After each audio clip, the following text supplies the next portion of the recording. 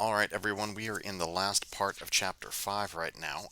What we're actually going to do is we're going to spend most of our time talking about the LVM, which is probably the first and most important part of the last part of Chapter 5. So, what I'm going to do for this is I'm going to go back into my um, CentOS sort of thing in VirtualBox. And like we did last time, what I did actually is the clone that I had been working with last time when we added a new hard drive. I just completely deleted that and I'm recloned it. So we're working off of a fresh version of this. So if you didn't see the video for earlier in Chapter 5 where we added another hard drive in it, well, first of all, you probably want to watch that one or this one's going to be really a challenge. But if we're not going to see any of those changes that we made in the clone that I'm using now. I would encourage you to do the same, just because if we're making changes on top of changes, things can get kind of a little gnarly in there, and we just kind of want to avoid that. So, um, logical volume groups or the logical volume manager rather helps us solve a rather interesting problem that comes up every once in a while in the real world, and that is those of you that have looked through the first part of Chapter 5 have probably thought, well, you know, golly gee, this is nice to be able to add more space if we have more hard drives, but what if we have a whole bunch of hard drives, or what if I already have half of a hard drive partitioned and I want to add that partition to something that's another hard drive? Well, the LVM lets us do that. So what we're going to do is I'm going to explain a little bit on what we're going to be trying to do on the PowerPoint, and then we're going to actually boot this up and do it. What we're going to do here is this is a way when we talk about logical volumes and physical volumes.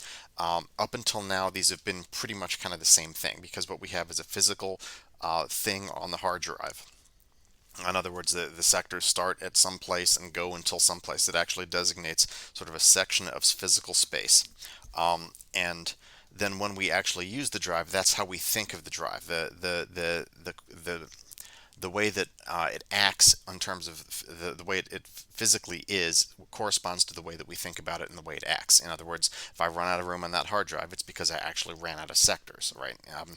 If I want a larger hard drive, I need one with more sectors. This kind of stuff. It's not always a one-to-one correspondence, but it's helpful to think about it. When we're using the LVM, what we can do is disconnect the actual physical features of the drive from how we're thinking of it. So let me illustrate why this is important by telling you guys a story time here. Um, a couple jobs ago, I was working well, it was not for, but with a guy that was unzipping log files from the software that we were testing, and these files were enormous. And so he came to me and said, "Hey, I need another hard drive in my computer. I need more space. Can you do this for me?" And I said, "Sure." So I did pretty much actually what we walked through last time, and just put it on like slash data one or something like that. Mounted it there, put it in the etc tab, rebooted it, came up, hey, great, he has another hard drive. And that lasted him for all of 2 weeks, and then he came back and said, hey, can I have another hard drive? And this story sort of repeated itself until we ran out of room in his computer. And at this point, he had like 4 hard drives in there, and so he had slash data 1, slash data 2, slash data 3, and slash data 4. Well, if you're trying to work with a whole bunch of files, this can be really inconvenient because you can't remember where you put stuff. Well, a couple of weeks later, he came and said, "Hey, can you make these all like one big thing?"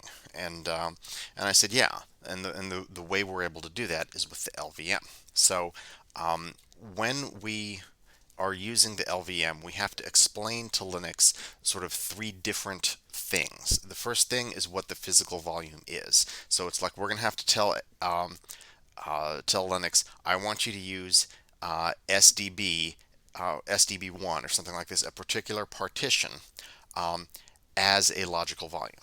All right, so that's the first thing we have to tell it.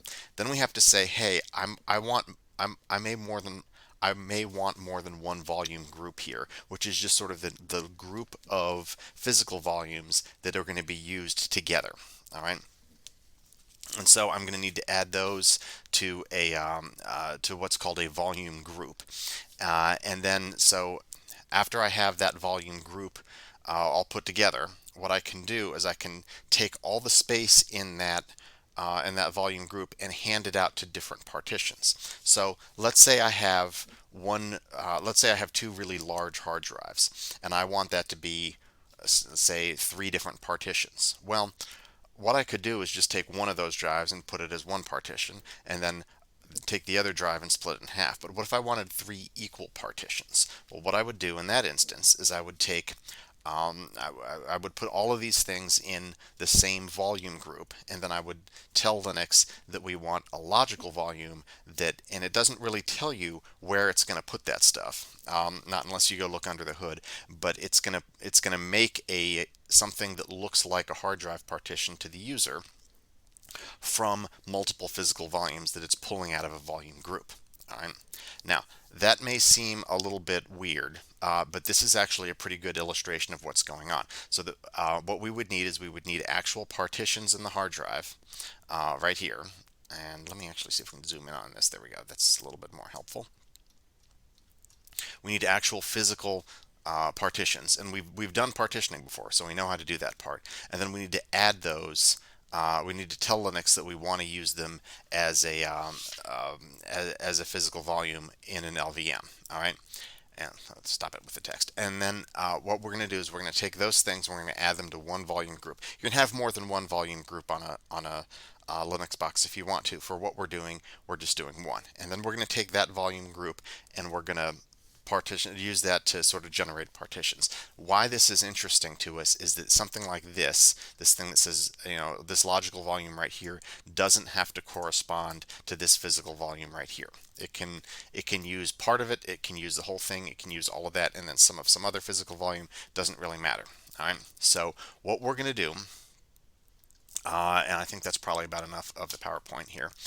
For most of what we're going to be doing today, what I'm going to do is I'm going to go ahead and create a couple hard drives, and we're going to make some physical volumes out of those, and then some volume groups and some stuff out of that. So here's what we're going to do. I'm going to step you guys through what I want you to do with this, and we'll just see how it goes. So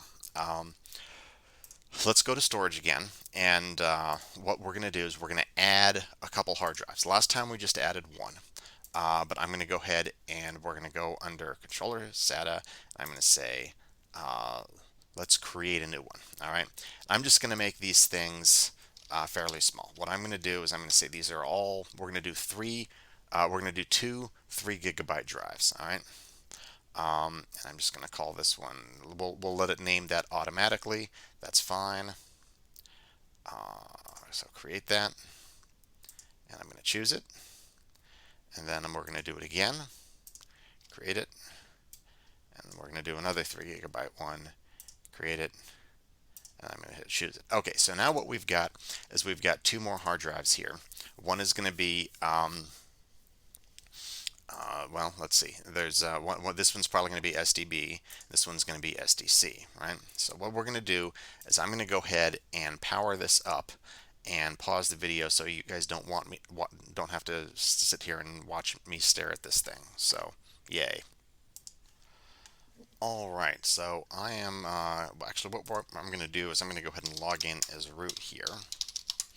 And because everything that we're going to be doing, because this is sort of messing around with disks and partitions, this is going to be all administrative stuff. So I know I tell you guys not to log in as root. Generally that's a good plan, but for what we're doing today, if we don't do this, we're going to have to sudo everything. All right, and ignore.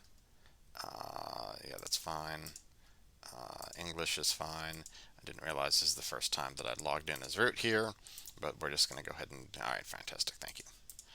Yeah, we don't need to talk to you either. All right, so let's go ahead and take a look at the terminal right here, and so let's see what we can come up with. So if I do an lsblk here, you can see that we've actually got an SDC and an SDB, but we don't have any partitions on them yet.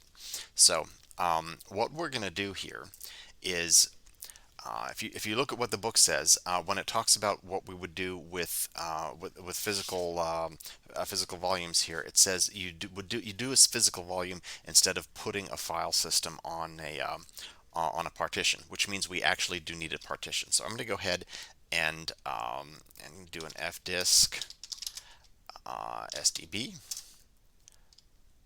And because I did not remember to put a div SDB here, it doesn't look like that's going to work. Okay, so let me do an M just to remember what these are. Let's go ahead and create uh, a partition, which is the N command. And we're going to do a primary. 1 is fine. And the first sector, let's take the default. Let's just make this 1 gigabyte. So I'm going to say plus 1 G. And I'm going to do a P so we can print it. And then I'm going to go ahead and do a, let's do an M again so I can see what the things are, because I can never remember what these are. New partition, primary is fine, 2 is fine, the first sector is fine. I'm going to take the default now so it takes the rest of the drive, and so what I should be able to see is that I've got one drive here that's 1 gigabyte and one that's 2. Alright, so what I'm going to do is I'm going to go ahead and write that to disk, which is W, and then what I'm going to do is I'm going to do the same thing with SDC. Alright, so N for new, primary is fine, 1 is fine, first sector is fine. Let me see if I can do 1.5 gigs, just so I do something different on this one. And it doesn't like that. Okay, well, fine. Let's just do 2 gigs then. Oh, and it's looking for a plus 2 gigs. Can be picky. And let's print. Okay, that's great. Let's do another one, and we're just going to do follow all the defaults here, which should take up the rest of the drive, and so we should have a 1 gigabyte and a 2 gigabyte one on each thing, right? So let's go ahead and print that out, and this is what we have now. All right, so what I'm going to do is we're going to go ahead and write that to disk. Let me make sure. Right, okay, so great. All right, so if I do it lsblk right now, you can see that we've got now we have two partitions on both SDB1 or SDB and SDC. All right. Now, if this was what we were doing last time, we would go ahead and use the makefs command for that, but we're not going to do that here.